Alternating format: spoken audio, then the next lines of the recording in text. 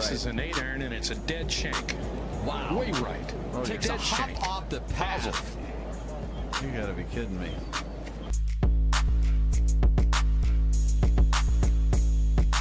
Very tough pitch shot right here. You gotta hit it into the hill, one hop up and bite, and it's in. Kind of like that.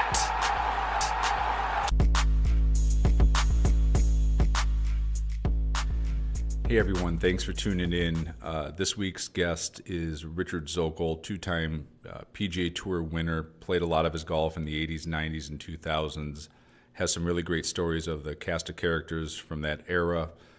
Also really good friends with Moe Norman, and if you're into golf the way we are at sub 70, you'll know how great of a ball striker and player Moe was in his day and a character. So Richard has some great stories of his dealings with Moe.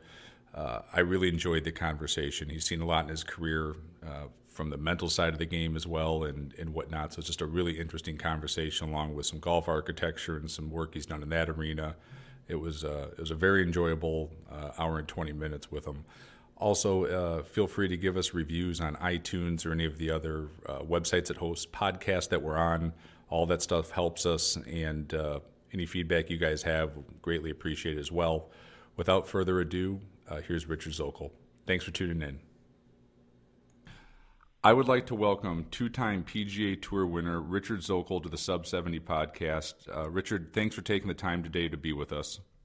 Well, thank you very much, Jason, for introducing yourself and asking me to be on your show. Happy to do it.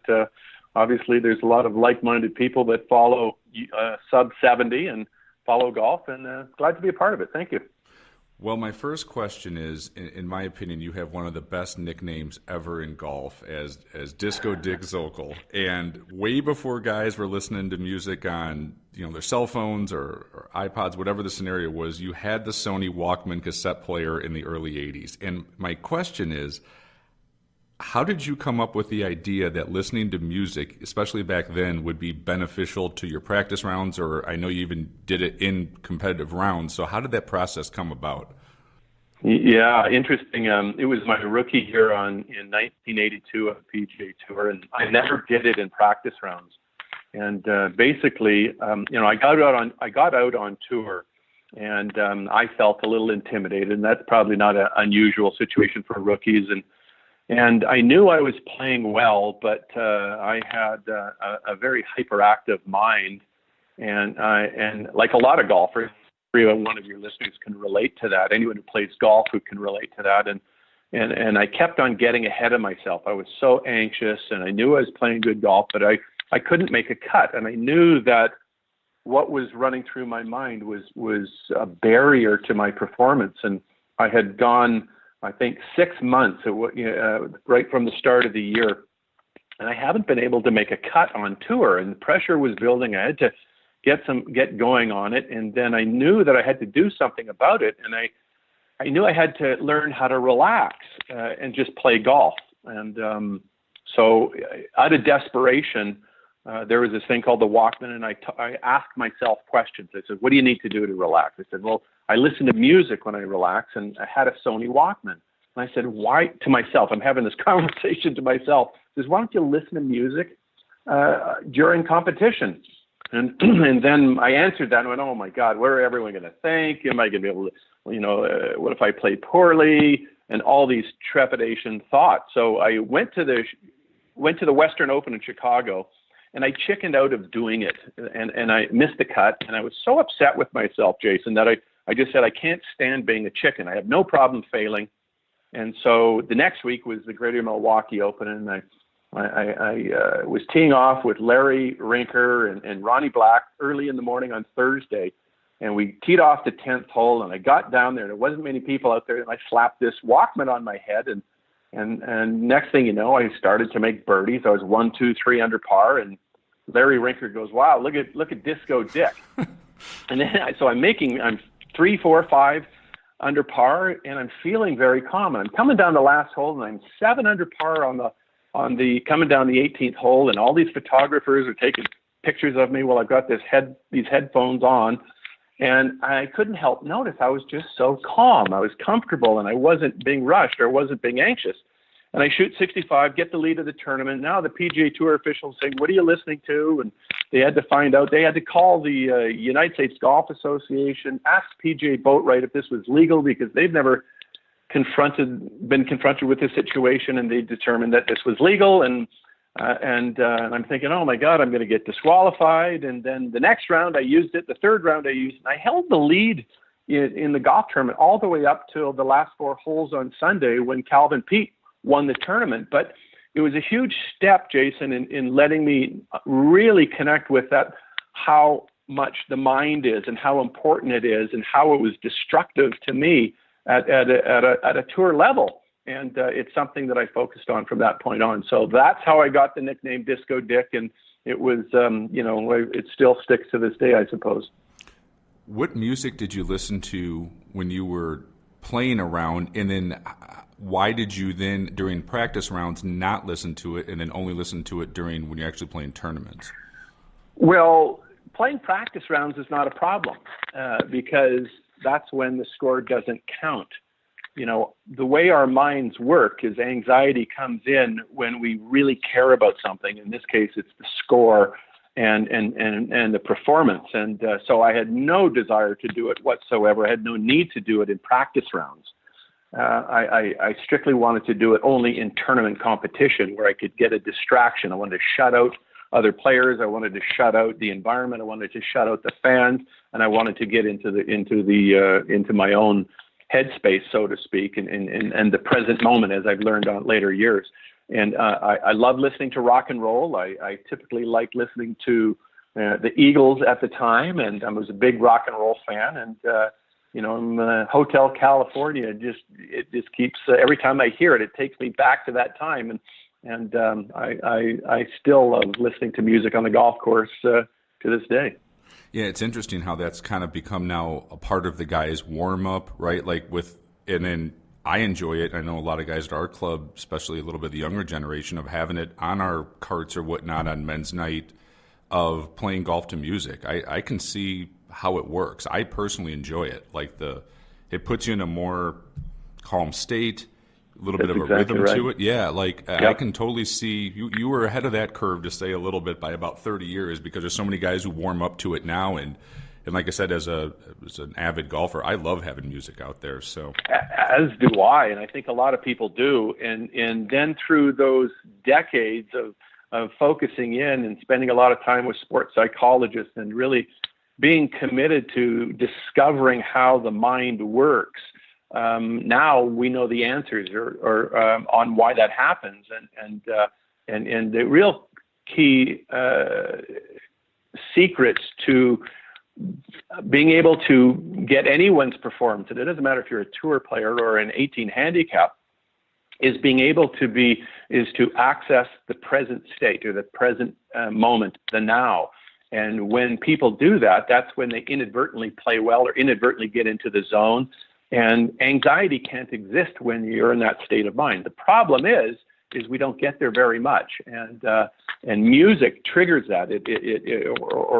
When you're playing other sports, other than golf, you're reacting, so you automatically go into that state. You can't afford to be very logically conscious. You can't calculate, what's the velocity of this ball coming at me, and it's curving. You get into what I call a spatial state of consciousness, where, if you're a batter in baseball and that ball is coming out of the pitcher's hand at 85 miles an hour and it's curving, it's coming at your head, you have to anticipate and react in a millisecond of where you're going to put that bat in order to hit that ball. And golf doesn't allow you to do that. It puts you into a very logical conscious state, and that's where it causes you to project forward and build anxiety, and then it gets out of control. That snowball builds and it becomes into the yips. So it's a fascinating study, and it's an area that I love to and I'm in the business of right now in bringing a product to market.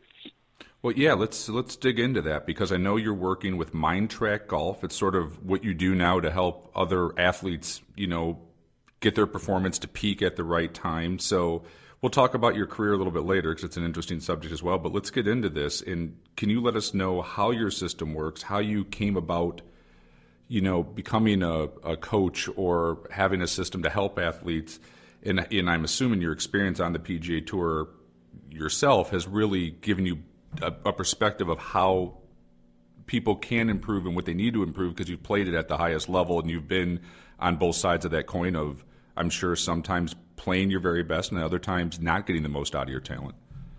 Yes, absolutely. And well, first of all, I'm up in Canada. I work at, my day job is I am a golf and real estate specialist at Predator Ridge Resort in Vernon, British Columbia. It's Canada's most successful development, real estate development, and been here for 6 years, and love the whole golf architecture and development side of it. But on MindTrack, I am launching on the side as a business. I'm the founder and the CEO of MindTrack Golf. And for those listeners who want to find out more about it, we have a lovely website that's called mindtrackgolf.com. And MindTrack is spelled MINDTRAK golf, MindTrack Golf. And that's not, there's no C in there. And it explains what it is. So basically, it's a system that I created in 1999 and used it on the latter few years of the PGA Tour, 1999, 2000, 2001, 2003. And prior to that, Jason, I was trying to will myself into the present moment in the latter part of the 90s. And I discovered that I just couldn't do it. When Bob Rotella came out with this past, present, and future, a light bulb went off for a lot of people, including myself. And I went, oh, that I do that. That's my problem. And I think all golfers do that. And so I when I tried to will myself into the present moment, I just found out I couldn't do it, because every time I got under pressure situations, I'd default back to, projecting on the result and building anxiety. So I discovered that I needed to find a different scoring system rather than the score. And so I created this system where I identified the two most important, what I call key performance markers of every golf shot. And that is your ability to assess the shot in a putt, that would be read the putt, or pull the right club and choose the right club or the right type of shot. So assessing the shot and then executing the shot. And there's a big difference. So what I do is I would, in longhand after every round, every single shot that I hit, I would chart the club that I chose and put the value of how I assessed and executed that shot. And there were three value judgment levels: excellent, satisfactory, and unsatisfactory. So going through this period in 1990, I started to get some real good traction on this. And the whole purpose of this was to detach emotionally from the result or the score. And if I could do that, then you just put your sole attention and you can become very good at it. And then that's when you start to alleviate this added anxiety. And I think every golfer can relate to that. Every golfer, once they find the moment that they're playing above their level, then they project to what score they may or may not shoot that day. They collapse themselves, and we call that thought shearing. So we've completed a device. It's an app, and it's what we're doing. So we've developed a systematic metric and protocol designed to correct this thought dysfunction. And so I've developed an app. We're in the beta testing stage. We're going to do that starting next week. And basically it's to develop the proper thought sequence and thought function to access the present moment. And this discipline is very, very important. And every golfer has this problem. And we all know that golf is very much a psychosomatic game, yet there's nothing in the market that really deals with this very important aspect to performance. And I believe the new frontier of performance is totally rooted in the mind. And that's what MindTrack Golf is going to be coming out to. We're going to come out to the market later this year, but right now we're collecting the evidence and in our beta testing program. Do you think some of the greats, just as a speculation, a Hogan, or even like look at DJ now on tour, did they just naturally have an innate ability to not let that anxiety kick in? Or do you think they've just, Tiger in his heyday, do you think he actually had that anxiety, or he's so confident in what he's doing and he knows that you can't beat him, So that goes away, or it's not as there as much as the average tour player. You know, because I'd have to, like I always said, if you go on the PGA Tour and you watch the guys on the driving range, you can't tell who's 100th on the money list and 5th on the money list. They all hit it great. It's got to be, you know, at that level, boy, the mind has to have a lot to do with it. And I don't know what your thought is. How do the greats remain great? Because you guys were all great to get there. Then how do you take it to that next level? What do they do to do that consistently? Well, that is the secret sauce. And we, you know, and I think let's have a quick discussion on Tiger and Dustin Johnson, because they're perfect examples. I'm glad you brought that up. But as I tell young players, you know, you know, you're talking about all tour players, and it's the same thing for these aspiring young tour players, and they all hit it 10 miles, they all hit it straight. And as I tell them, the differentiating factor, what's going to determine whether they make it as a pro or not, is how their mind functions. And most people head down the rabbit hole and they get anxiety out of control. And we have a lot of, you know, like we got a lot of top players. Jordan Spieth is heading down that road. We've watched Tom Watson head down that road, and they get disrupted in their career. So let me jump back to Tiger. One of the greatest aspects when Tiger was winning, I think it was 2003, 2004, when he won those 4 majors in a row that overlapped the 2 seasons. So he's coming down, and I recall this at the time. He's coming down the 18th hole. David Duval is in the mix, and it wasn't sure that Tiger was going to win the Masters. And if he wins it, he's going to be the only person to hold all 4 majors in a row. So the Tiger Slam. So no person has ever been there. So watching him, and I recall watching his body language, because a person's body language is just an echo of what's going through their mind. And I was totally amazed with Tiger's ability to stay calm in that moment. And I believe it's his heritage from his mother, from his, you know, Thai background and their Eastern philosophy of meditation. And I think Tiger not only was he had the physical skills to bury everyone at the time, but he had a mental approach that was second to none as well. And I remember him watching, and I said, he has to be doing some meditation. And I was transfixed on his body language, and I was just amazed and more impressed with his psychological ability than his physical ability. Now, when you swing it back to Dustin Johnson today, you know, a lot of times DJ gets a bad rap. They say, well, he's not very, you know, sharp or whatever. But his greatest gift, other than his physical ability, is his ability to stay in the present moment. He does it naturally. His father-in-law, Wayne Gretzky, who's a friend of mine. I've known Wayne. We've had the same manager from the early 80s. And Wayne and I were best men at Mike Barnett's wedding. And so, and Wayne had this innate ability to stay present, which means he didn't get involved in expectations that were either from himself or others who he may represent, his sponsors and so forth. His gift every time, and it really showed up in pressure situations like Stanley Cups. And we're watching DJ, you know, how he handled that penalty that the USGA thrust on him at that moment, and how he was able to let it go, because most people can't do that.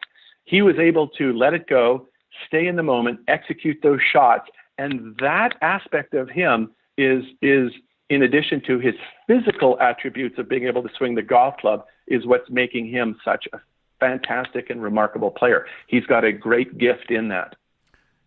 Do you think that, knowing Wayne Gretzky, do you think that influence on DJ, where he already had a natural ability to do that, do you think that's helped him get to the next level of having that influence around him in his life? Can you see what that mentorship is sort of done for DJ? I'm a belief. I saw Wayne a year ago in Banff, and he was talking about, you know, DJ's fall at Augusta the previous year. And I think anytime you're around Wayne Gretzky, it's very impressive. And I think the more Dustin. I think first of all, I think they both start out with kind of similar mental traits that they inherently default to. Fred Couples is the same thing. Fred defaults to his intuition, and they trust it, and they go to the safe place. And DJ's that way, and I think that the environment that around DJ, particularly the last few years, both physically with his association with Brooks Koepka, from getting the discipline of getting physically fit, and the environment of Wayne Gretzky, and I'm sure they spent and had a lot of discussions that only reinforces what he's already doing a good job of. So I think that snowball's getting bigger for him, and I think it's what makes him such a fantastic player. Yeah, it always amazes me too. I think most golfers struggle with the anxiety. I know I have in competitive rounds versus practice rounds where the fear of failure, not playing to your best level, is gotten to the point where I had it where I didn't enjoy competitive golf. Lately, I've been able to sort of let it go, but there is sort of I'm mesmerized by how those guys can just, like they said, if you would have given 90% of the guys on tour that penalty during the U.S. Open, that'd come unglued. Yeah, and he just took it, and I would have came unglued. Not that I'm ever playing professional golf, but it would have thrown me off from such a loop. And how those guys can deal with that and move on and hit the next golf shot. As someone who loves golf, I'm just mesmerized on how those guys can do that under that much pressure. Totally, and most all golfers, and it doesn't matter if you're a PGA Tour player. I mean, PGA Tour players are gifted athletes; they're really good at golf. But I can assure you, 90% of them don't have a great mental structure. And I am of the opinion that most all golfers automatically default to, and then they habitually reinforce a dysfunctional, result-oriented mindset. And we at Mind Track Golf, we call this golf insanity, because you're perpetuating this loop, and you're expecting different results, and it doesn't happen. And so our product is the protocol that if you follow it, it will develop the thought discipline, the mental fitness and you got to have if you don't have a protocol, you're going to slip down the rabbit hole, you're going to continue down. And so our exercise reconditions your thought process, which inadvertently pulls you into the present moment. So you detach emotionally from results, and you put your full attention on your ability to assess and execute shots. Now, keep in mind, too, we use the term executing shots, which is very different than making a golf swing or referencing the golf swing, because there's another aspect to the game that when you put your attentional focus on the technique of your golf swing, then that's very disruptive, too. You've got to learn to let it go and to assemble the feel and to pull that trigger, and that's what executing shots are. Assembling the feel is getting the assessment, and pulling the trigger is the execution. It's such an interesting topic, and like I said, I agree with you. Most people, can learn, and the more you can, like you said, execute, to hell with the consequences. You're just going to execute the shot and hit the next one. I mean, that's when we all play our best golf at some level, right? Where it's just see the shot, hit the shot, execute it, and move on. And I got to tell you this one story. In 2000, and this was my aha moment to start the company. Back in 2000, I was at the U.S. Open. So I was working on the system. I could tell that I was literally learning how to detach emotionally. Like, I didn't care what the score was. I was more excited. I developed this excitement to get excellent assessments and excellent executions. So I'm at the U.S. Open at Pebble Beach in 2000, and wasn't playing very well. And I make the cut on the nose, and thank goodness there was all these fog delays, and I was able to work on my ability to execute these shots. And I was struggling a bunch that week. And then I made the cut on the nose, and then a third round I played poorly. And I just had this freedom. It's Pebble Beach. It's Sunday at the U.S. Open. It's 2000. Tiger's running away with this thing. So I go out there, and I'm having fun. And I'm playing with my teammate from BYU, Keith Clearwater, and it's Sunday at the U.S. Open. And I turn the front nine in 30. I shoot 30 on the front nine, and I don't know that. My caddy says to me, we're walking down the 10th hole, and my caddy says to me, "Do you know what you shot on the front nine?" And I went, "No, I don't." And he goes, you shot 30. And I went, big deal. I don't care. Over there is Scotty Bowman wearing a USG uniform, the great coach for the NHL. And I come off the ninth hole and Scotty says, go get him, Richard. And I'm more excited about seeing Scotty Bowman. So I was in a state of just bliss. I'm going, it's Pebble Beach, it's the US Open. Scotty Bowman said hi to me. I was more excited about that than the 30 I shot and on the front nine. And that day and the point is, wow, this is really, I really have been able to learn to detach emotionally from the score because it didn't matter to me. And what I wanted to do was just continue with these key performance markers. And that day I shot 69. So I can state, Jason, that I kicked Tiger's butt for those 9 holes. You got him. You got him on 9. We won't talk about the other 9 holes. No, but you got him on the front 9 the last day on Sunday. Doing my research on your career and everything, your college golf team was insane. If you actually look at it at BYU, it looked like a PGA Tour leaderboard. And I know you lived with Bobby Clampett when you were at BYU, and I had Bobby on the podcast, and fascinating conversation. I mean, his knowledge base is so deep. Did he have that capacity? I mean, he was first off a great player in college and when he got out on tour, so obviously everyone knows, that Bobby Clampett. But did you see also that comprehension of golf swing and the deepness of it and how good of a teacher he was going to be and the influence he would have on teaching back when you guys were in college? Did he have that ability then? Well, I remember coming into BYU in 1977, and I was a walk-on on the team. And, I had written a coach the year before my final year of high school, and he declined me. And then I wrote him again, and he still declined me. And then Jim Nelford called him up in that summer of 1977 and said, you might want to give this guy a try. He may not be the best golfer, but he's got something in there that I think you might be attracted to. So anyway, Carl Tucker, the coach, he gave me the opportunity to walk on. He says, and he told me, he says, I'll put you in the dorm room with Bobby Clampett. And I didn't even know who he was. And I said, you could put me in with Jethro or Ellie Mae. I don't care who. And I didn't realize until I got there. And Bobby was, he won his first 2 collegiate tournaments, that he played in, and he blew the field away. And he was a first team All-American. And, I'm a walk-on trying to keep up with him. It was just, he was like Tiger Woods. He was the next Jack Nicklaus, and he was so remarkable. And he was the first team All-American his sophomore year, first team All-American his junior year. And we started coming into our own around our junior year. Keith Clearwater, Rick Farrer, Dave DeSantis. We had John Bodenheimer, who's now heading up the USGA, was on our team. And I want to have full disclosure on that. He's one of the greatest guys ever, and great for the USGA as well. And then Clampett turned pro his senior year, got on the tour, and we were ranked number 1 our senior year, and we never lost our ranking. And then we went into the NCAA, and I captained the team.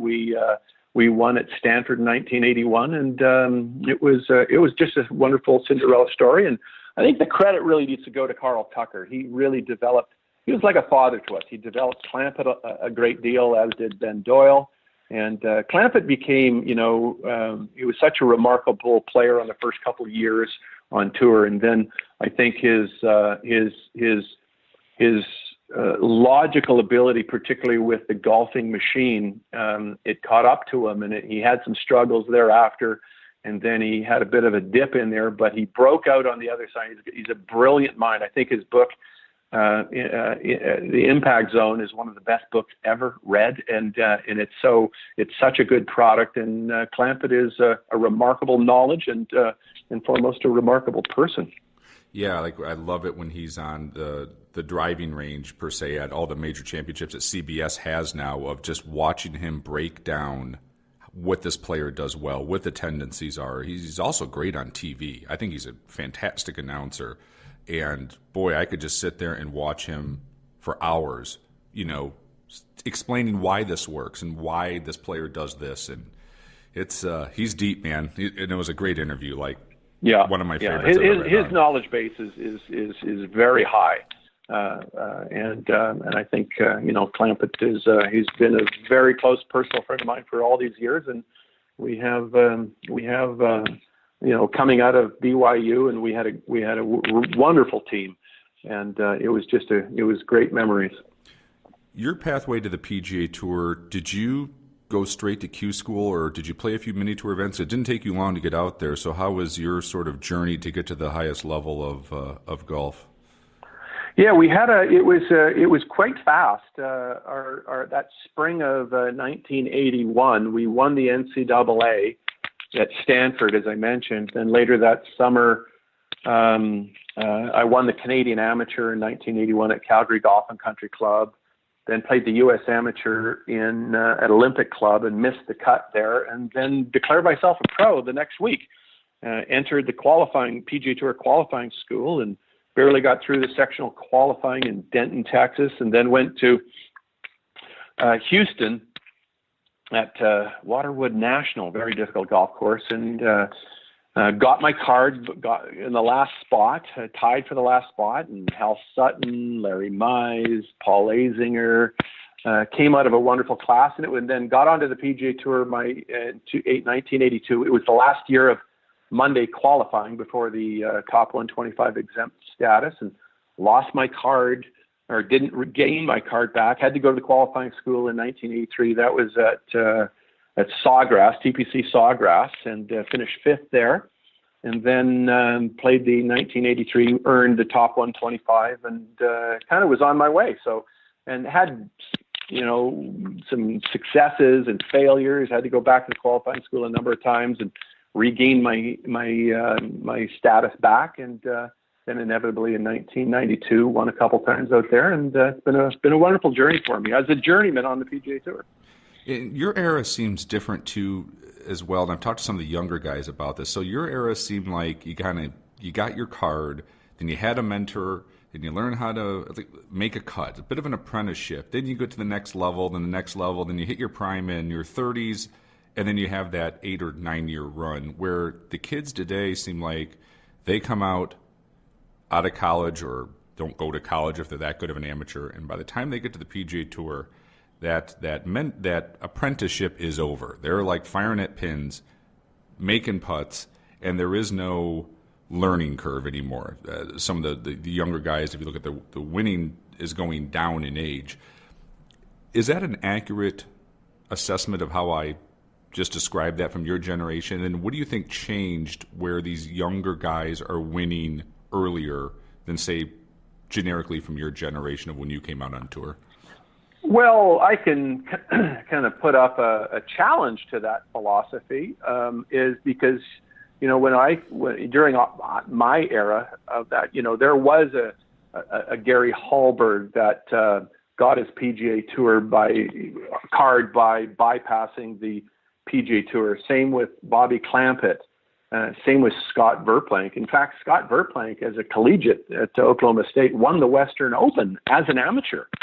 And so I think the numbers today are a lot greater in volume, and I think that back in our day there were still those examples of players that were coming out of college that could win or contend right in that moment at a college, but there's more of them. I think the growth in golf and what Tiger's done, and the money involved, there's more eyeballs on it. There's more aspirations for people from a quantity point of view that are aspiring.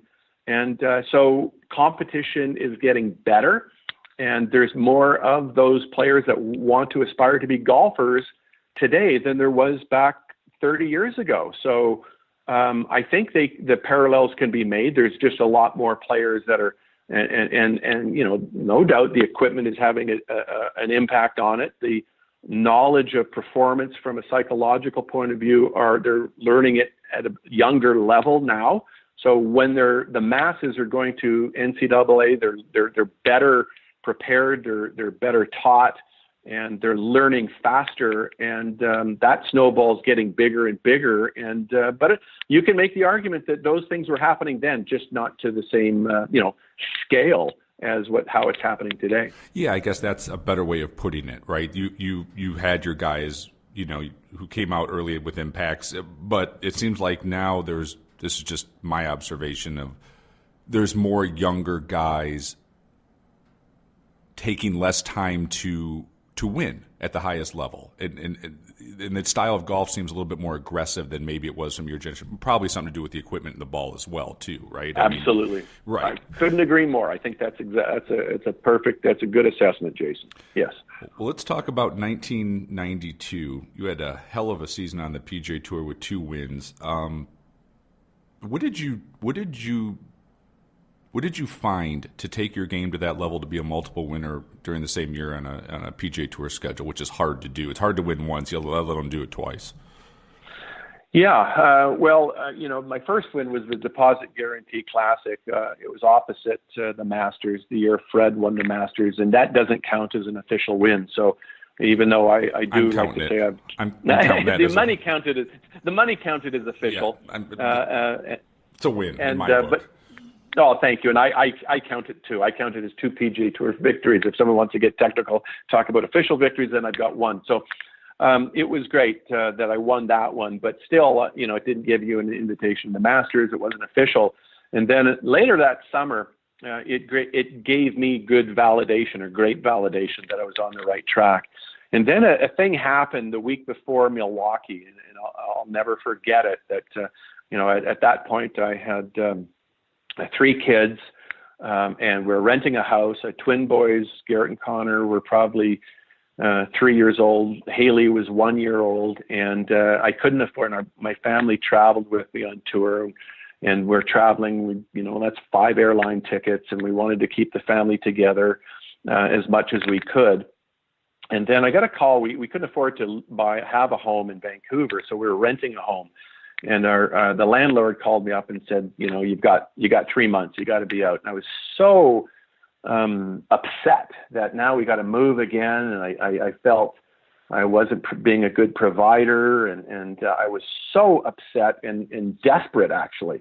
And I came downstairs and I was cursing to myself, and I said to my wife, I said, gee, damn it, I'm gonna win next week, and just take control. So I went forward into Milwaukee with a completely different mindset that I've ever had prior and or before or after.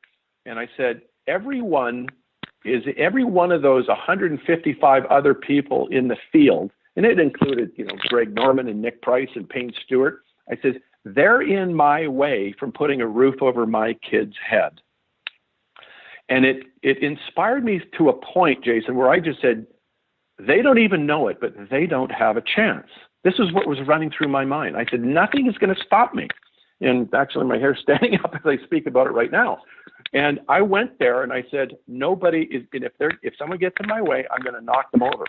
And I went out there with a complete intention of winning this tournament. And I shot 60, I think 67 in the first round and 71 in the second round. Then I shot 64 in the third round. And Mark Brooks was leading the tournament. He was the defending champion. So I'm in second place and I'm playing with Mark in the final group. And I knew I was going to win that tournament. The media's attention was on Mark. He was the defending champion. Mark thought, he wouldn't have much of a problem handling me because I hadn't been in this position before. But I went out there and I shot a lovely 67 and won by a bunch. And I went out with that money that I made. My wife went out the next week and bought our first home. So it was I like to say that it was the desperation that created the inspiration for me to win. And I wasn't able to conjure that up all the time. I wish I could, but that's what the belief system does for you. Well, and also probably getting it done earlier in the season, right? Winning breeds winning, and you knew you could do it at one level, and then you got it done, and then it's not like you hadn't got past that goalpost before. So I imagine there had to be a lot of confidence, like I said, from doing it once earlier in the season, and you're comfortable in that position. It's interesting how they kind of build on each other. It was, and then a couple of years later, then I slipped back into a very poor mindset, where I kept trying to defend instead of kind of building these steps of moving on to try and win a major. I really never had that mindset, which was a problem. And I kept trying to defend my position as a champion on the PGA Tour. And that's when my career slid. And it was a terrific learning experience on what not to do. And I figured that out, but it did cost me my exempt status in 1994. And then as I rebuilt it back up into my late 40s and came back in my early 40s to get my PGA Tour membership back via top 15 on the web.com tour, those cycles of learning are what I'm putting into this new business called Mind Track Golf, and it's valuable information. I think I've captured something that's quite distinct for improvement. Hey everyone, it's Jason Hyland at the Sub 70 Podcast. Golf season is getting really close no matter what part of the country that you're in, and hopefully it's warm enough where you're in that you're already playing golf. But if you do need some new clubs for this season, please check us out at golfsub70.com. From forged irons to forged wedges, hybrids, fairway woods, game improvement irons, we have the whole arena. Also, our new driver, the 839D, should be in stock somewhere right around middle of March. The guys at My Golf Spy put it through some testing, along with the guys at Plugged In Golf. Also gave it a review. Feel free to check it out. If you have any questions on that or any other product, feel free to reach out to us. Thanks for listening, and I hope you enjoy the rest of the podcast with Richard. Well, let's talk about some of the guys you competed against in the 1980s, which I think is a interesting time in golf where all the golf swings didn't look the same and you had some fun characters in it. So I'll throw a few names out there and just let me know your quick thoughts on them. And these guys usually have a little bit of personality I think I came up here with. Mr. Craig Stadler. Stads is an interesting guy. He's a very intuitive golfer. We all know that he wears his emotions on his sleeve. If he's not playing well, he will let you know it. There's a couple of good stories of Craig, and I haven't played a lot with Craig, but I played a little bit with him. But I remember in the Hawaiian Open, and the Hawaiian Open used to have on their tees these pineapples, and they were painted gold. They got spray painted, and they painted, and those were the tee markers. And you kind of looked at them and you weren't sure, were they acrylic? Were they real pineapples? Were they, they weren't wood because you couldn't get that definition. And Craig hit this poor tee shot. I don't care what hole. And he takes a wild swing at one of these pineapples.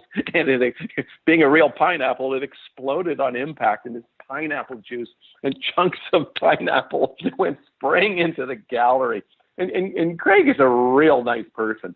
And he was all embarrassed and apologetic, and I'm sure he got fined, but for conduct unbecoming. But one of the more interesting stories. Roger Maltby. Roger's wife and my wife Joni were very good friends out there, and Roger is one of the great characters. I mean, he came out long even before me, and there's I love the story of him back in the day, and Roger. Very appropriately was sponsored by Michelob, and he wasn't bashful about having fun out there. And I love the story of Roger, when he won this first tournament, I'm not sure which one it was, it may be Jack's Tournament Memorial, that in the bar that night, he lost his check. And that was back in the day where they actually wrote you a check and it wasn't wired into your account. So that check was quickly canceled the next day when Roger discovered it was missing, and someone found it, got it back to him. I'm sure that thing is behind glass and hanging on his wall. So there's so many stories, Jason, on tour. Every player out there has a story, and it's it'd be interesting to see if Twitter was happening today and what would be happening on the PGA Tour if those stories would have gotten out. Mac O'Grady. Phil McGleno was a good friend of mine and a very different person. He came out of that qualifying school in 1983. He had 17 tries at it before he got out there. I love Mac. A lot of people were very scared of him or afraid of him. My wife was petrified of him. He had these wild eyes and the way he talked, but I played a lot of golf with him, and I tried to help him sometimes with his anger issues, and and he would disclose a lot of his personal stuff to a lot of people, and he has a very good heart. His knowledge is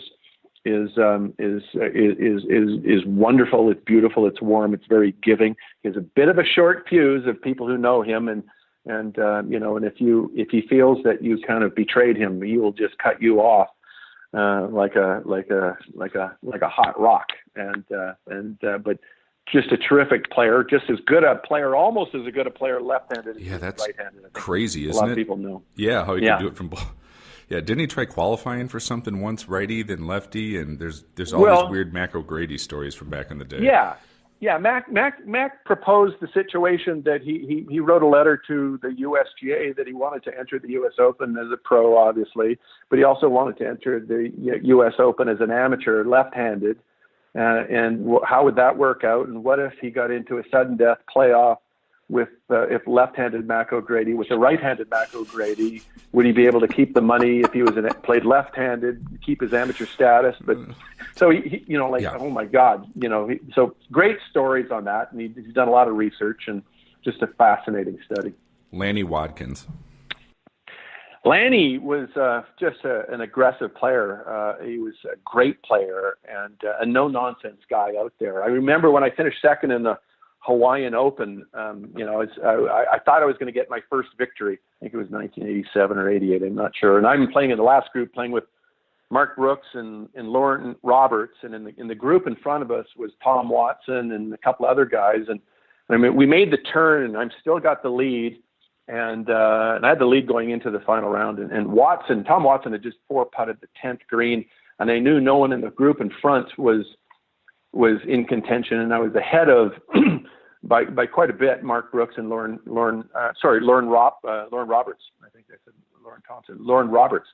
And I'm coming down the last hole, and I'm trying to keep my stuff wired tight because I hadn't won at this time, and I'm not looking at the leaderboard, and I figure my best chance to win is just to stay one shot at a time and not get ahead of myself and not look at the leaderboard.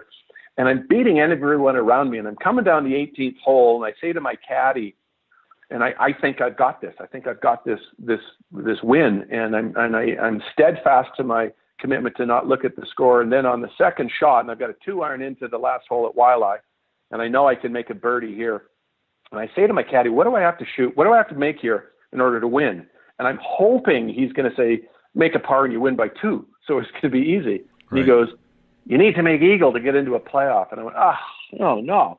And I go, who's this? He goes, Wadkins, Lanny. He shot a low number and he's in there. And I almost made the eagle and had a chip for eagle for my third shot and left it about 6 inches short right in the middle of the hole. But Lanny was a fierce competitor. He was someone you didn't want to go up against if you didn't have to. And but at the same time, if you were able to beat Lanny, it was one of those things where you felt you felt even better about yourself because you took someone down who was very strong.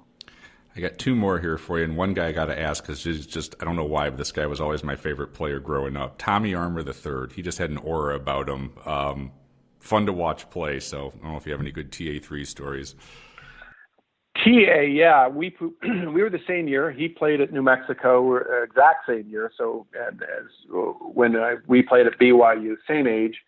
And TA was just, when he got out on tour, he's just morphed into Mr. Cool. He was always, a calm guy. He had a very quick rhythmic swing, and he was a great player. Tommy has a great knowledge about the game, and I admire him for his ability to play. He had the lowest score in the history of the PGA Tour, if it's still holding today. Maybe not, but he certainly had it for a long period of time. And and he didn't mind. He liked that nostalgic look at having that cigarette hang out of his mouth. He wasn't bashful about having a good time. He enjoys life. He's true to himself. He's not trying to be someone he's not. And I think TA, I saw him down in Vegas I think it was last year, and he's the same old TA the third, and just a terrific guy as well. Last one I got here, and I know you have a good story about it at Cypress Point, but the greatest of all time, Mr. Nicklaus. Oh, yeah. Well, Jack, I played with Jack. I got the pleasure to play with him in the final round of the 84 PGA at Shoal Creek, and that was just a treat. That was just a complete treat for me. He's just a great gentleman. Him and Barbara are fantastic people. But this was a time. So this was, I think, in 19. I just got back. I lost my card the year before. Dropped out of the 125. Had to go back to the qualifying school. Got my card back, and it was the first tournament of the year at Pebble Beach, and we were still playing Cypress Point at the time. So on Mondays, Jim Nelford, my traveling buddy on tour, and I would always go play Cypress Point on Monday morning. So we'd always go out there. And so we're about to tee off, and there was a guy who was going to join us, and he was an amateur in the field. He was an investment banker from New York. And we jumped on the tee in front of Jack and Howard Clark. And Howard Clark was a British Ryder Cup player at the time, good player from England. And we jumped in front of them, and they said, go on. And it was a particular foggy day at Cypress Point. And I was in just a giddy mood, a practical joking mood, and having a lot of fun. I was so appreciative. At Cypress Point, I'm back on the tour. I'm feeling great. And so the fog rolls in on the 16th hole, the famous Cypress Point par 3. And I'm going to, and I said to Jim, I said, go and talk to the marshal. He's hanging around by the little tree out there.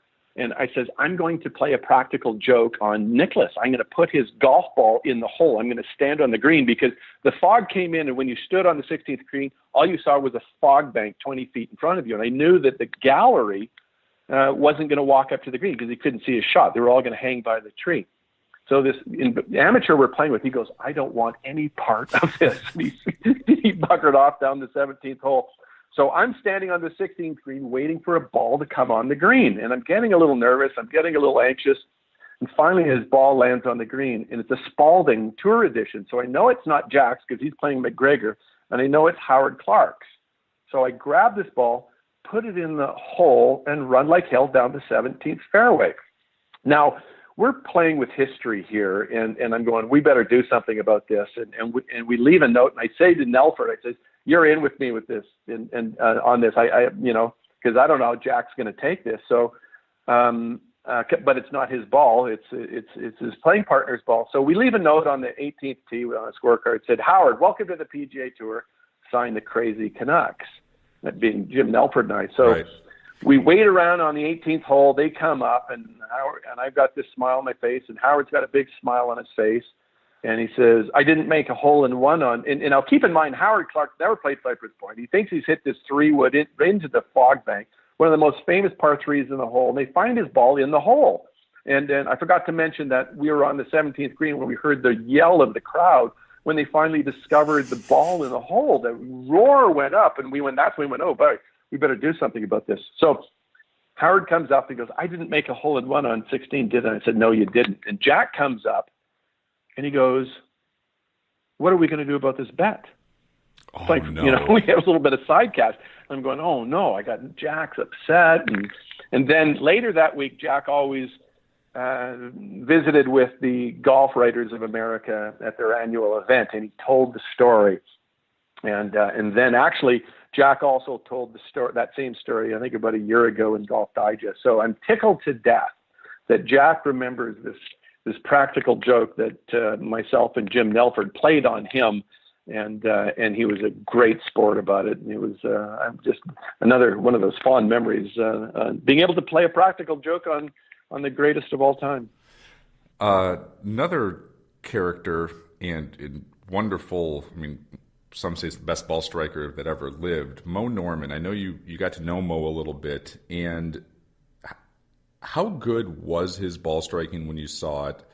And then what can we learn from Moe's golf swing of why it works so well? And what do you think kept him from being able to play the PGA Tour successfully for an extended period of time? I know he did it for a little bit, but probably, with his talent level, never long enough to see what he really could have done with the talents he had.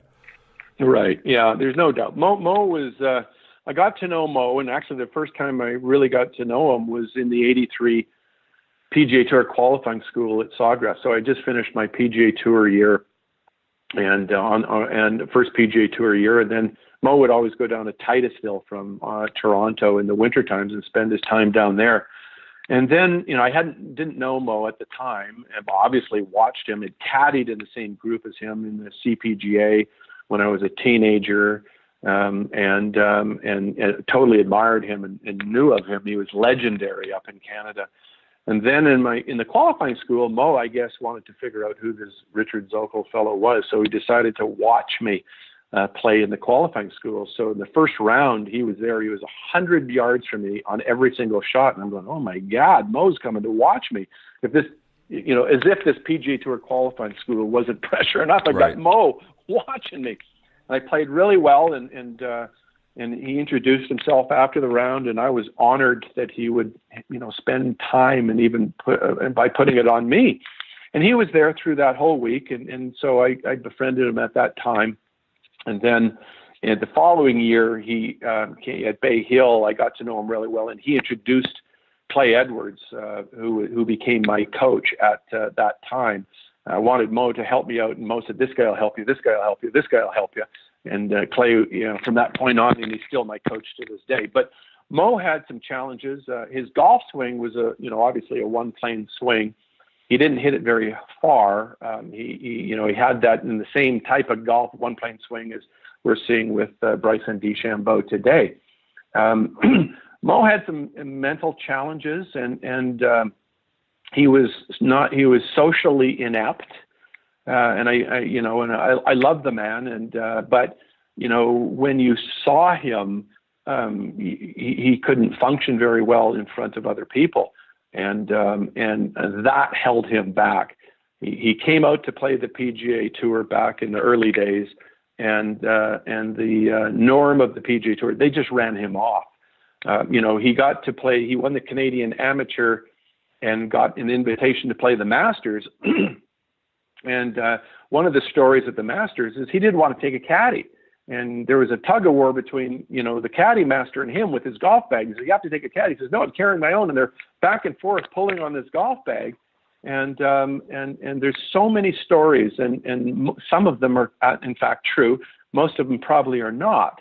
But Moe was, he and George Knudson were the preeminent ball strikers in Canada. Both of them did not like putting very much at all, and they despised it, in fact. And they were serious about their ball striking, and they played a lot of competitions that just involved their ball striking only, and they would just totally neglect the putting. And but Moe wouldn't have fit in. I think it's wonderful to see that in the latter part of his years that he became better understood and accepted and also loved. So it's a great story. It's also a sad story, but he passed away as loved by a lot of people, and it's important that his story does get out. Yeah, I agree with that, right? I think in the 90s, he sort of got his due of, I remember back in those days of getting Golf Digest and looking at the golf swing and just, marveling on how efficient it was, how there was just like no wasted motion or nothing to go wrong with it. It was just turn. And it was, I think it's kind of cool that he got his due from the ball striking standpoint of what we could kind of learn from it and how good it truly was. It's a cool story in the end that he kind of got what he deserved in the sense of the respect from, I would say, the golf world per se. Absolutely. And one of the other stories about Moe was always at the Canadian Open. So Clay would come up, and Clay Edwards from Houston, Texas, was one of the few that Moe allowed into his world. And they spoke about golf philosophies and swings, and Clay was very similar to Moe. And at the Canadian Open, Clay would travel with, he was instructing Jim Nelford and myself, and he instructed Mike Weir for a period of time. And Clay would come up to the Canadian Open every year. And another story actually involved Clay. So what would happen, Moe would show up, it'd be Tuesday, and we were on the driving range, and we're hitting balls and on the range at Glen Abbey, and we're kind of saying, "Any sign of Moe yet?" And said, "No, well, he should be here pretty soon." Then Clay would say, "Oh, there's Moe. He's behind the ropes in the gallery." And then we'd kind of acknowledge him, wave at him. And then the next thing you know, he'd be at the front rope. And then we'd be hitting some more balls. And the next thing you know, he's under the rope. And then the next thing you know, he's a little closer and he's moving up. And so I'd say, "Moe, here, start hit some balls for us." He'd go, No, I don't want to do that. So then he'd come a little closer, and he'd be standing right by my bag with Clay Edwards and Moe Norman, and we're hitting balls. And so what I would do would be in a conversation, we'd talk about something, and then I'd just gradually step out of the hitting bay there, and I would just hand the club to Moe. I wouldn't say anything. I wouldn't say, Moe, hit some shots for me. I'd just hand him the club and step aside. And Moe would pick up the club and step in to the pile of Titleists. And he'd start hitting golf balls. And he started, this is how the ritual would go. And then I would leave the Moe there, and I'd go up and down the line and say, Moe's hitting balls, Moe's hitting balls. And then guys would start coming out. And the only person who wouldn't come out was Mac O'Grady. Mac wouldn't do it. But Nick Price and Trevino and Fred Couples and everyone would kind of circle around Moe, and they'd watch him hit golf balls. And that was a story. Then the other story, this was great. This was in 2000 at the Canadian Open, where Tiger played. It was the year Tiger hit that remarkable shot. There were some rain delays. We've got a picture of this. So where there's a rain delay, and it was just the golfers were launching back out to get back to start play. And as you know, that during this time, there was this consolidation of players. About 15 minutes, everyone had to head out, and all the players were on the putting green. And Moe's right there on the putting green. There's Tiger Woods.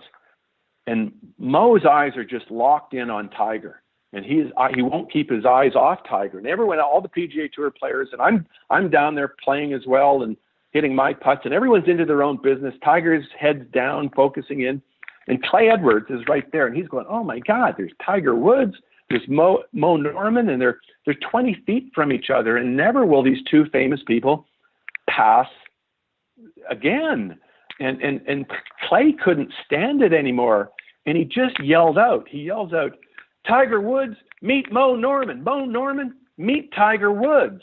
And he screams this out. Tiger's head pops up, goes on a swivel, and there's Moe looking at Tiger, and their eyes lock on. And Tiger takes these 5 steps with his hand held out and shakes Moe's hand and says, "Nice to meet you." We capture a picture of this, and they say a few niceties. At that moment, Tiger goes on to hit a few more putts and then goes on. So that moment happened. It was a wonderful moment for both Tiger Woods and Moe Norman and the history of golf, and it was created by my good friend Clay Edwards. Yeah, such a cool story, right? Like just two legends. Yeah, they have to meet each other, right? They're in this same moment, same time. It would have been a shame if it would have been a shame had they not. Absolutely, and that was that might be the best golf shot I've ever seen anybody hit under pressure. Was that 6-iron out of that trap to that pin to win it was insane, to say the least. It was unbelievable. Golf course architecture. I know you work in this arena, and my first question on this is, what really makes, in your opinion, a really good golf course, and what can make a bad golf course? Well, at the end of my career, which was 2003 on the PGA Tour, I wanted to become a golf course architect, but I knew at the same time, as a journeyman, no one's going to be knocking down my doors to help them build a golf course. So I created one. I developed a golf course called Sagebrush, and so I was totally gobsmacked by how fantastic this new genre of golf course architecture was that started with Sand Hills. To talk about the story, remember Ben Crenshaw showing me photos of this golf course that he and Bill Coor were building in Nebraska. So I'm assuming you've played it, right? Yes. I played it too. Yeah. It blew me away the first time I played it. Well, this was in the late 80s before it was open, and Crenshaw was telling me, and I'm kind of going, I'm not getting this at all. And Crenshaw's enthusiasm about how these holes at Sand Hills were just fantastic. And then, I'm going, okay, these are just blowouts, like erosions in the middle of nowhere, and I couldn't see what the big deal was. So later on, Sand Hills gets built, and I see this wonderful acclaim that Sand Hills was. And then in 2000, which spawned Bandon Dunes and Mike Kaiser to go get David McClay Kidd and Tom Doak and Jim Urbina. And I'm going, and then when I first played these courses, both Sand Hills and the courses at Bandon Dunes, I just went, oh my God, these are remarkable. This is what golf is. And I played a lot of golf at the old course in these Dunhill Cups. And I'm going, this is remarkable stuff. And oh, by the way, they cost about a quarter of what a conventional golf course. So I'm going, this is around around 2001, 2, and 3. And I'm going, this is what I want to do. So I wanted to, for my own selfish reasons in my next career, is bring together the remarkable golf of a Bandon Dunes course or a Sand Hills golf course with its remarkable playability, and marry what I believe the best golf clubhouse experience called Redtail in London, Ontario. That's just a stunning clubhouse and has this wonderful intimacy.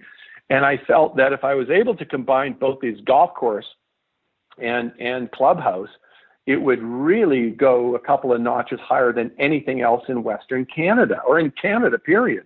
And it would be located in Western Canada. So I endeavored to do that. So to answer your question, what I believe is what makes a great golf course, and there's a big separation, Jason, from my opinion, what I call conventional golf. And it's what Jack does, and Arnold, and Fazio, even in Canada, Tom McBroom, and this new genre of architecture called minimalist design. And Bill Coore and Ben Crenshaw get it. Tom Doak gets it. Jim Urbina, Gil Hance, and there's a big separation. First of all, they're able to find a remarkable piece of land where Mother Nature has, put it already on the ground. And then they have to be a type of architect that it's called design build, where the decisions are made on the ground, and the guys on the bulldozer are the guys who are creating the golf that includes the ground game. And we're watching some remarkable golf being built today by those names: Doak, Urbina, Gil Hance, Crenshaw, Coore Crenshaw are leading the way. And I just love this type of golf course architecture. Rod Whitman in Canada as well is another. Yeah, I played Sand Hills in 2007, and it changed my perspective of, Medina 3 is a great golf course, and so is Butler National, but I always thought that's the apex of it. I went out there, and the creativity, how it changes each day based on wind, it blew me away of how fun and how great the architecture is. Once you kind of see that, it kind of opened up your horizons. And for me, it also brought into my love of Seth Rayner golf courses, and with some width off the tee and the bunkering, the way they did it. I'm assuming if you love Sand Hills, you're also a fan of the Golden Age architecture as well, of what those guys created. And it's just absolutely brilliant. I think it's the most interesting and fun way to play golf. And I think the great part is a really good player can enjoy it, and also a 20 handicap can get around a Seth Rayner golf course, or even Sand Hills or something like that. I don't know if you feel the same way. Absolutely. Yeah.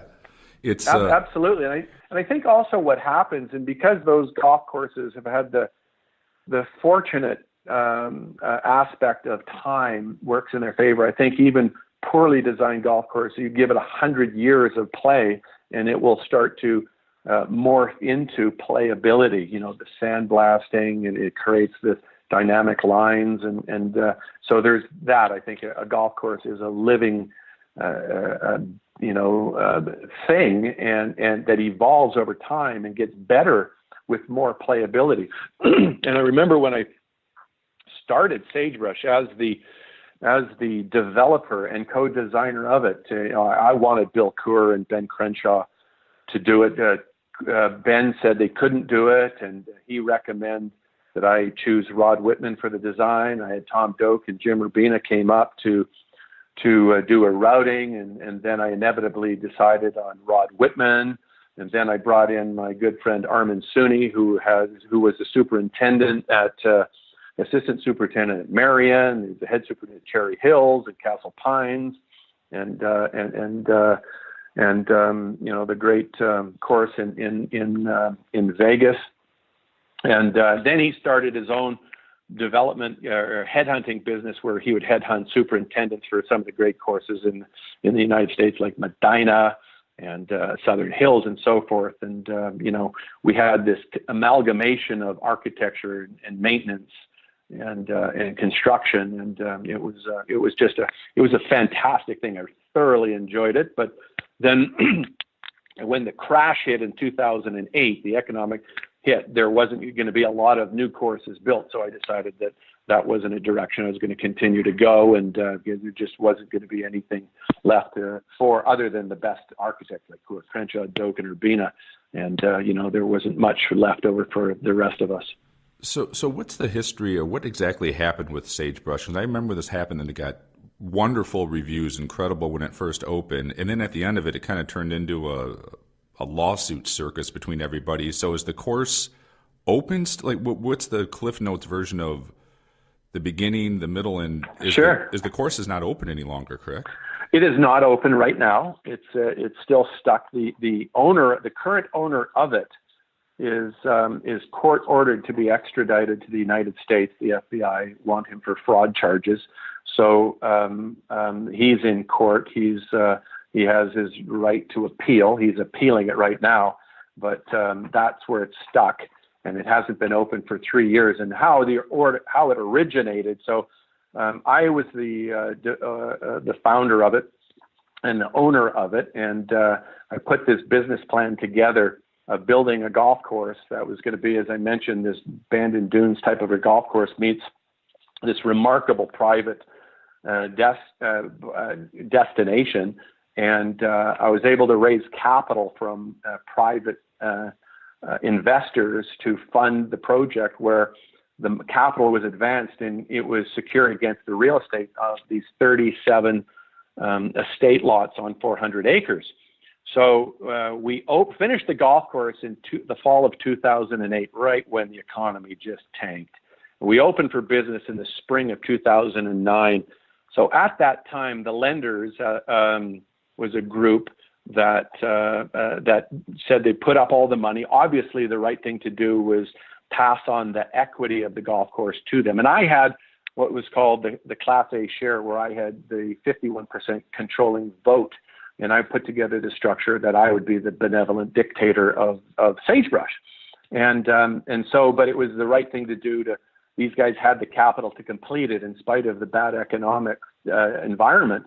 And so all the equity got shifted to these guys, rightly so. And we had an opportunity that if we were successful in earning it back and earning their money back, then their shares would go back to as the original structure. And that didn't happen. So I stuck around as a chairman for 2009, 10, 11, and 12. And a situation happened that I thought was deceitful, and my claim again, when I left in 2012 because of this, what I perceived to be deceit, I left and started to work for Predator Ridge. And then a couple of years later, it kept gnawing at me, and they owed me a bunch of money. So I laid a claim against them and sued them. And they turned around. They had a lot of money, these guys, and they turned around and countersued me for $42 million. So that was an interesting thing, Jason, onto its own. So we banged around, and my father taught me to stand up to bullies. I felt this was their case had no merit. So we banged around in court for a couple of years. And then finally there was an offer made to me, and I accepted, and we settled, and everything got settled in 2014. It was sold to the current owner now. And now this fellow, unfortunately, is having some legal battles of his own. And I'm hoping at some point sooner rather than later that Sagebrush will fall into the hands of someone who can love it and complete it and realize the vision of what a great golf course. Now, this golf course was rated the best new Canadian course in Canada in 2009. And it's a remarkable course. It was the first minimalist course in Canada, modern minimalist, and very proud of it. Is it too far gone where they'd have to take a lot of work to get it back to where it would need to be? Or is the bones of it still good enough where with a little bit of tender loving care, that thing could be back to the level that the course should be at? Is it a huge project to bring it back at this point, or is it something that's relatively doable in the future? Oh, I think it's doable. There's a court order for the lender to sell it, so that this might happen sooner rather than later. and the bones are in place. I think now one of the things and I pop my head into it from time to time to just see what kind of what kind of state it's in. And the bent grass has overcome the whole golf course, and which makes the playability of it very different. The fine fescue fairways made it very fast and firm and fast. Right. And we did have bent grass greens on there, and they were the most perfect greens you can imagine. Armin Suni's oversight and creating the maintenance structure of it, they were the most perfect greens I've ever putted on. And but it would take a little bit. It takes a little bit. I think if I had anything to say in the matter, I'd strip it back and reseed the fairways to a fescue. And but we're talking huge greens. There's 2 greens on this site, Jason. There's 22,000 square feet. I mean, we're talking, literally some of the size of some of the greens at the old course at St. Andrews. So right. It was just a treat to play. Well, speaking, I have of the old course, I have one last question here for you where we were going back and forth, and I can't quite figure out how you pulled this off, but you had the old course to yourself for basically a day, and everyone I talked to puts the old course, I haven't played it yet, but top 2 or 3 in the world. It just, there's something about it, and I'm guessing you feel the same way. So how in God's name, as popular as that is, did you get the old course to play kind of all day long, basically, with limited people out there and pull that one off? Limited? No, there was no people playing, just me and my caddy. So just understand the situation. I love this story. The old course is open to the public for picnic on every Sunday, right? And I think a lot of people know that. You cannot play golf on Sunday. It's a public facility, and people walk their dog, they lay down their quilts and have picnics all over the golf course. So on Sunday, you only play golf on Sunday is when the Open Championship is held at the old course, or when the Dunhill Cup Championship is held at the old course. And this is the old Dunhill Cup. It was played on, that for the week. So the contract with the Dunhill Cup was that the golf course is closed to contestants from Sunday to the following Sunday. So, and now keep in mind, there's only 16 countries in the Dunhill Cup. They're 3-man teams. So I decided to go representing Canada, playing in the Dunhill Cup, to go there early. I wanted to get there Saturday night, or get there Saturday, so I would play the golf course on the Sunday. And so I get there, and my caddy is a fellow by the name of Rick McKenzie, who is the head caddy master at the old course. He wrote a wonderful book called We Nip at the Jigger Inn that is quite famous. And so we go out there, and it's closed except for contestants. And I happen to be the only contestant there that day. All the other contestants are either in Europe or wherever, or playing in the final round, or in the final round of the week before. So there were no contestants on site except for me. So I went, wow. And it's a beautiful sunny day, and I tee off about 9. I have a lovely breakfast at the Old Course Hotel. Muster Rick up, and we tee off the first hole, and the starter says, Richard, you're going to be the only player on the old course for the whole day because there are no other contestants that are even in town. So, and I'm going, oh my God. I remember walking down the second fairway, and I don't know, some of your listeners may recall on the Old Course Hotel, they used to say this Latin saying, carpe diem, which means seize the moment, seize the day. And I'm walking down the second fairway, and there's Rick McKenzie and I, and it's a beautiful, clear day, and the wind's about 10 miles an hour, meaning it's very calm. Yep. I'm going, I've got the old golf course to myself for the whole day. So we spent out about 8 hours there, and I'm going, this is never going to happen to anyone in the history of golf. And I'm going, this is just the most amazing day that I have to remember, obviously, for the rest of my life. And I remember hitting, I was hitting this shot with my 5-wood. I had this old Railer 5-wood, and I'm banging it from 50 yards off the green for the wind shot when it comes up. And I remember using it from about 80 yards on my second shot to the 18th hole on the final hole, and I would bang it, and it would just trundle along with all this speed, run through the Valley of Sin up to the pin placement. It was just a wonderful shot. So, and Rick McKenzie called it his. He says they hadn't seen anything like that. And he says, well, let's try your links wedge, laddie. He called it the links wedge. and it was my 5-wood that I banged on the fairway. So had great memories with Rick McKenzie and the old course, and that's the story. And I can't imagine that it happened ever again, Jason. And it's going to be really interesting to see. That's a great story, right? I mean, to have that all to yourself, like I said, it's not going to happen. But it's going to be really interesting to see with that golf course when the next Open Championship is there, of how it's going to play with, having to take property from the new course to make it long enough. I hope that thing doesn't get to the point where it's just a pitch and putt for the best players in the world, because boy, I love watching that on television, and the holes and the history.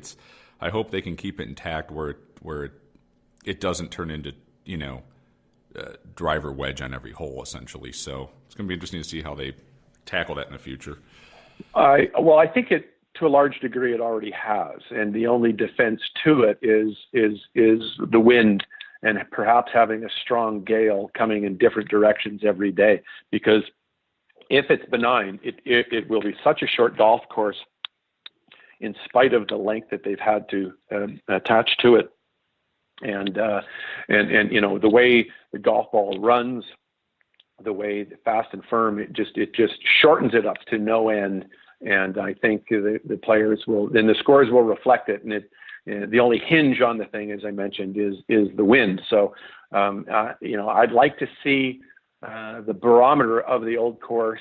I am of the opinion, I'm such an old school guy, that I would like to see a combination of dialing things back on the equipment and bring bifurcation in, and for the professional levels, and bring back some life to the old course, and let that be kind of the medium in which equipment causes, can have that proper balance of technology versus skill. Yeah, exactly right. Wouldn't it be cool to see a men's major championship at Chicago Golf Club of a great design like that? But it's 6,700 yards at the most. You can't do it right now. So right, it'd be fun to see those guys take that on with a ball that spins a little bit more, and the driver might go 265 off the tee. You could make it work, but at today's point, some of these greats of the world of classic Golden Age architecture, you just can't.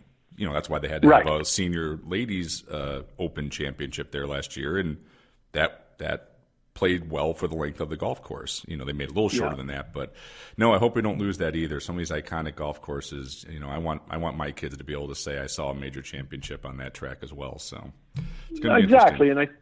And Mike Clayton down in Australia is fighting up a good fight. We're kind of the same mindset, and we support each other and we fight. Well, I don't know if we're going to get it, but it'd be nice to see the USGA's got a bunch of problems on their hands, and they've got to figure that one out. And the RNA, they've got to figure out whether that's going to happen, because as we see in the way everything is going, you can't make everybody happy. But we'll just have to wait and see how things work out. Well, thank you so much for your time today. I greatly appreciate you being on the podcast, and I truly enjoyed the conversation. So best of luck with everything, and thanks for your time. Well, Jason, thank you very much. As you can tell, we have a lot of passion, and there's a lot of like-mindedness, and there's a lot of listeners out there that are passionate about the game, and I can't thank you enough for having me on your show.